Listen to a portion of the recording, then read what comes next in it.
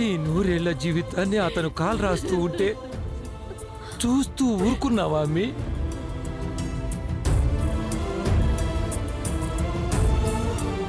నాన్న నాన్న నాన్న, ఇది మా సమస్య. మేం తెలుసుకుంటాం, కొట్టుకుంటాం, తిట్టుకుంటాం, కలుసుకుంటాం. మీరు జోక్యం చేసుకోకండి నాన్న. నాన్న ప్లీజ్ నాన్న.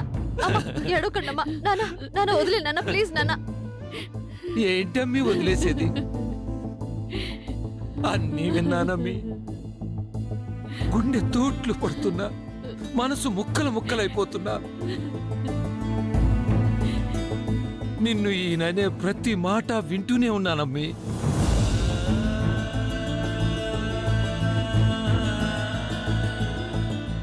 జరిగిందంతా తెలుసుకోవాలని ఇంతసేపు ఆగానమ్మి.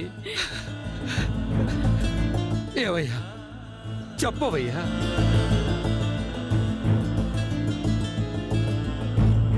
నా బిడ్డది సిగ్గులేని జన్మంటావా? అంతకంటే ఎక్కువ అంటాను. ఏం చేస్తావు?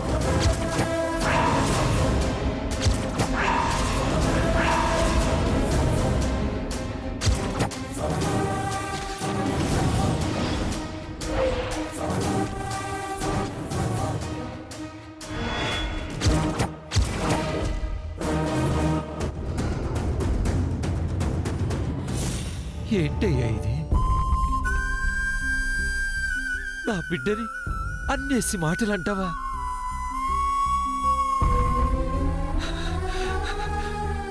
నా కన్న తల్లిని ఎంత కష్టపెట్టావా?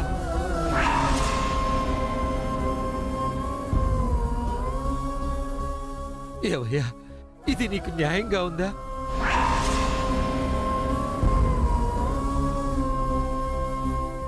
నీకు మనసెలా వచ్చిందయ్యా? ఏయ్ పోవయ్యా. నేను నీ కూతుర్ని ఇష్టపడి పెళ్లి చేసుకోలేదు. అదే 10 మంది ముందు నన్ను ఒక ఫోన్లు చేసి తాళి కట్టించుకుంది. నచ్చి కట్టాననుకున్నావా? నీ బిడ్డ అంటే పడి చచ్చి కట్టాననుకున్నావా? ఎందుకయ్యా నేను దాన్ని ఏలుకోవాలి? బలవంతంగా నా జీవితంలోకి వస్తే నేను ఎందుకు భరించాలి?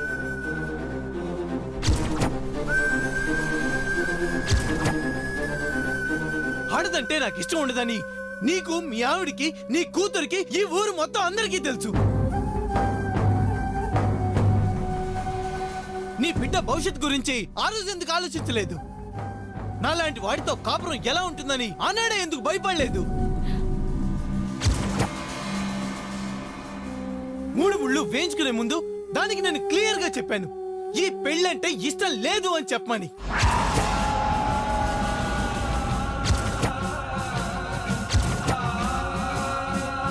చెప్పిందా? అక్క పెళ్లి ఆగిపోతుందని నన్ను మా అమ్మ ముందు ఒక వెర్రి వెంగళప్పని చేసింది.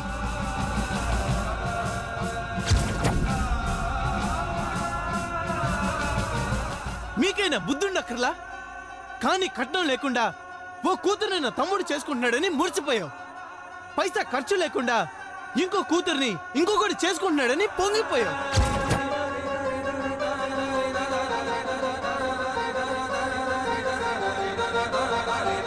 ఇద్దరిని పంపించేసి చేతులు దులిపేసుకుని దేవుడు దేవుడు అంటూ నెత్తిని పెట్టుకుని ఇప్పుడే గుర్తున్నావు ఎందుకయ్యా? ఏం హక్కుందయ్యా నీకు మాట్లాడటానికి?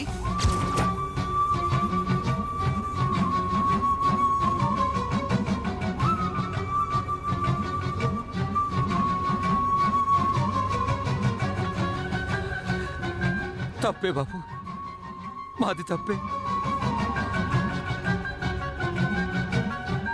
ఆస్తిపరుడు అల్లుడుగా వస్తున్నాడని ఆశపడ్డాం. కానీ నా బిడ్డ మంచిదయ్యా.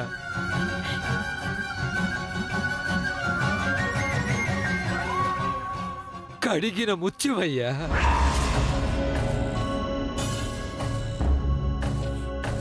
ఇలాంటి దాని మీద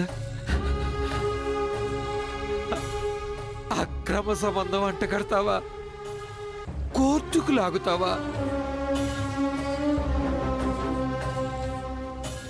బాబు, ఇదేమన్నా న్యాయంగా ఉందా నీకు? ఇదేనా నీకు తెలిసింది? చెప్పవయ్యా. అవును అంటాను. కోర్టులో కాదు, ఇప్పుడు అంటాను. నీవి నీ ఫ్యామిలీవి లేకి బుద్ధులు, నీవి నీ ఫ్యామిలీవి లేకి